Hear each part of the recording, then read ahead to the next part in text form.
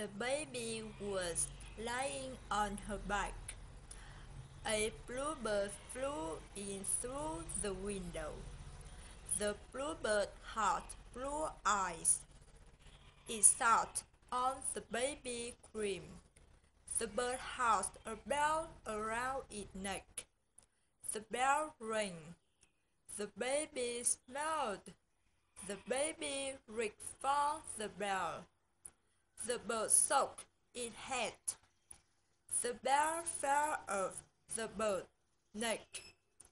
It fell next to the baby. The baby picked up the bell.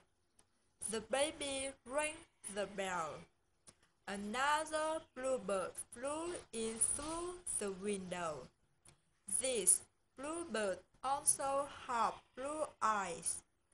The baby had brown eyes. The bird looked at the baby.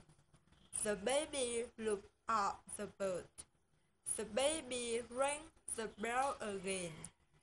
Both birds flew away. The baby started to cry.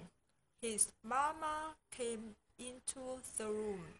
The baby smiled. Mama saw the bell.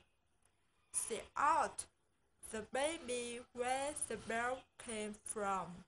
The baby pointed out the window.